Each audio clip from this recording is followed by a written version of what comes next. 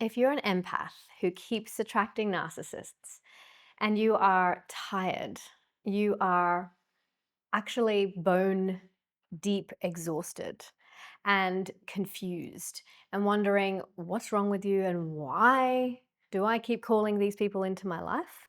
You've probably been told it's your trauma, that it's your wounds, that it's when you drop into a lower vibration, when you are most susceptible to coming into connection with people like this, and that you need to heal more or that you need to raise your vibration.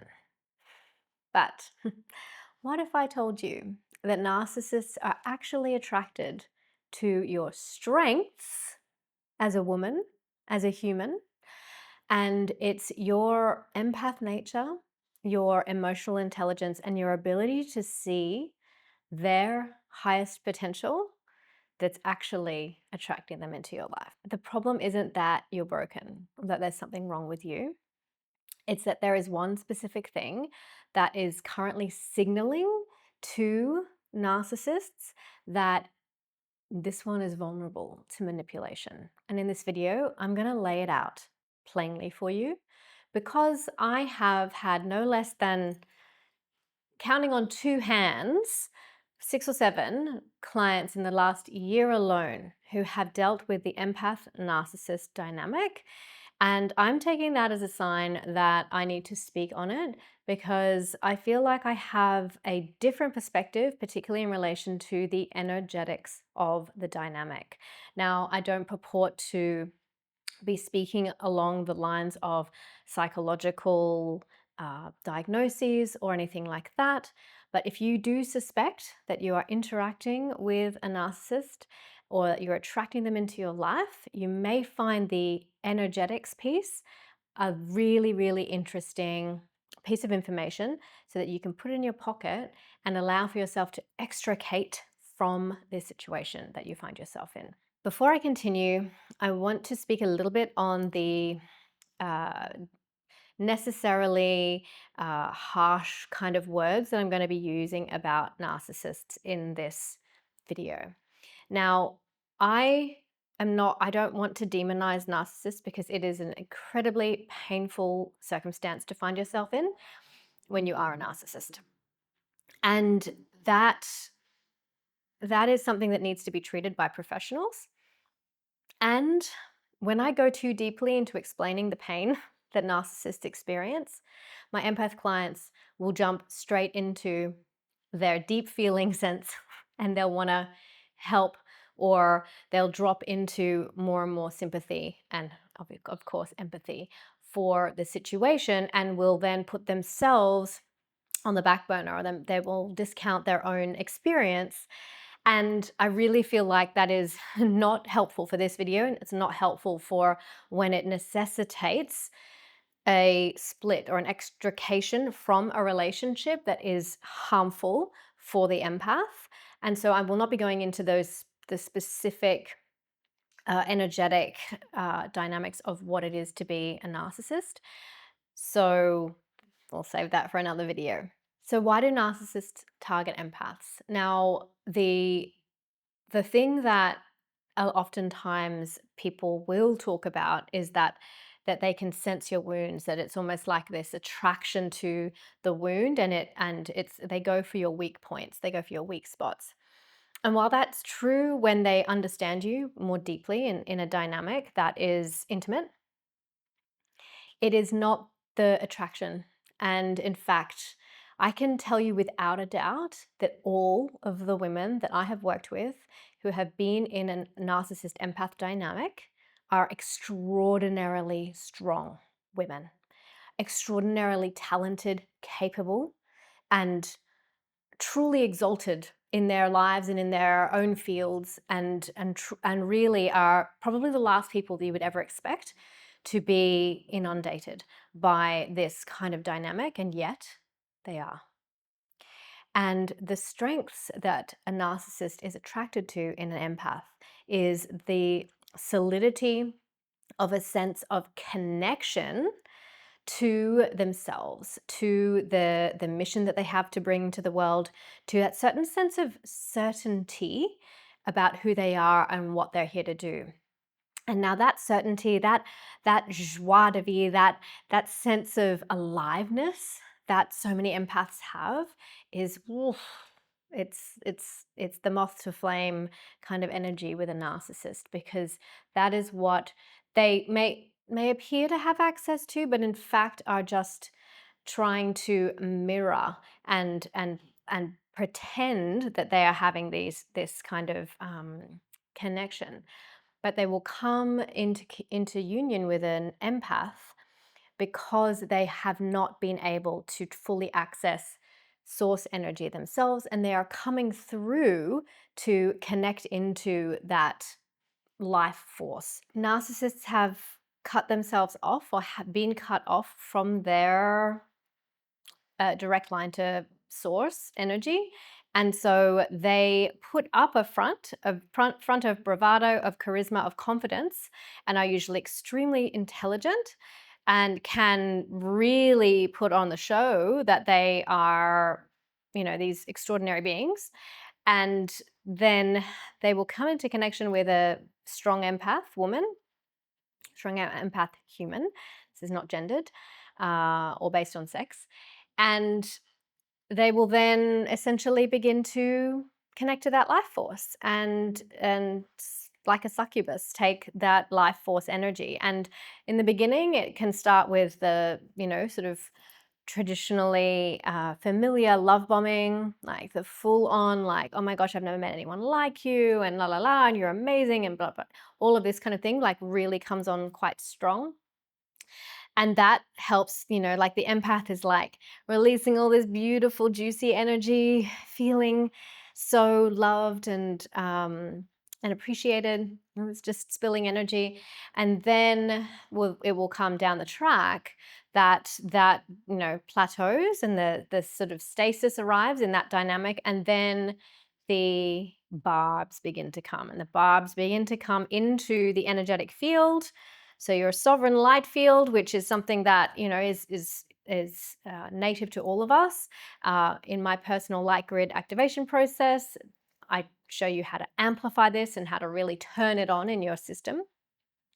But really, that is then in an empath narcissist dynamic, the strength of that is diminished because the barbs come in all these different ways, and then the love comes in and the barbs come in. But either way, your light, your sovereign light field is distorted. And you begin to question your own self over and over again. And in fact, this is when your self-confidence drops and your ability to really, truly know that strength of yours begins to diminish. Now, the second reason why empaths and narcissists are like magnets, moth to flames with each other, is that there is an aspect to that makes you, in your strength as a woman, more vulnerable. And this makes me really quite, this is making me uncomfortable, because I have obviously also experienced this in a few different ways in my own life. Thankfully not as much in romantic relationships. But the ability for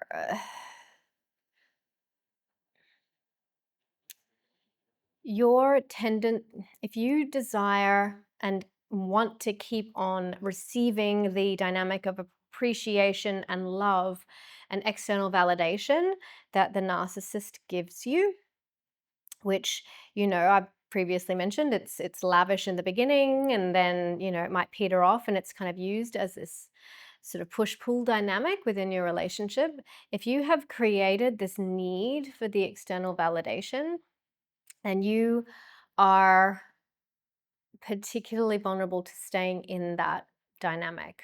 And if you are not internally validating and internally referenced in relation to your your self-worth, your self-concept, confidence, and what you're here to do in the world, if you are not connected to that so super deeply, and this can erode over time as well, if that's no longer something that you really have access to, then you are going to stay in this dynamic with the narcissist. And it's going to basically, and I've mentioned this in previous videos of mine, the override tendency, that if you don't listen to your, like, the true impulse that you have, that override tendency that the empath will kind of connect, will end up performing, is usually for the pleasure of the narcissist, who expects that they will override themselves. And that is what the dynamic that they will continue, that the narcissist will continue to exploit, and to keep an empath in the web of connection. Now I want to speak to something that is going to help you become narcissist proof. And this specifically relates to attuning to your body's instinct, attuning to what it is that you truly feel. So if you have an instant recoil of some kind, or a sense of that's not right, even if you can't rationally make sense of what that this is not right is about, and if you start to see yourself explaining it away, or then you start listening to their arguments about explaining things away, but you have this recoil in your system, in your body. And another sign is like fogginess.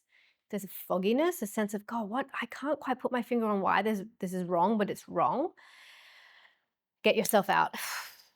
Get yourself out, ask a trusted friend, get assistance somehow. Get out of that circumstance, because you are being taken advantage of. Your life force is being sucked from you. That's what that fogginess is. And that sense of not quite being able to put your finger on it, and like your sense of self just kind of shrinking in response, as you sort of recoil and then try and rationalize, but this is not too bad. It's not the worst that they've been. Whatever it is, get out. Get out, get assistance with removing yourself, because these are distinct signs that you're being manipulated and taken advantage of. And importantly, so importantly, and this is something that I see time and time again, is that the empath has had so much energy taken from them that they want to be the victor, that you want to be the winner. You want to be the one that's being told, hey, you were right. Hey, what I did was wrong, and I'm sorry, and all of these things. So closure seeking is a tendency that empaths really want. They want to tie a bow around it, be like, that's it, complete. You're going to have to do that closure yourself. You're going to have to gift yourself the energy and the power that you had taken away from yourself. And the first step is removing yourself from the field of the narcissist, so that they can't continue to siphon your life force from your sovereign light field. I want you to picture like this column of light, and they're just like sending these barbs into it. You want to take yourself out of that, so that you can first of all restore your sovereignty, and then after that be in a space to connect to your source energy again. And you may like to do a process like the free audio that I have in the description below, called Tune Out the World, Tune Into You. That's going to help you to really align with that sovereignty. Or perhaps my personal light grid activation process. Anything that you feel called to do to reinstate the knowing of your divinity, of your strength, of your power, is absolutely what we want you to do right now. So please know that I am with you.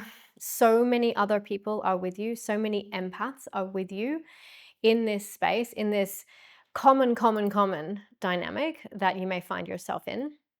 I'm sending you all of the love, all of the energy and light.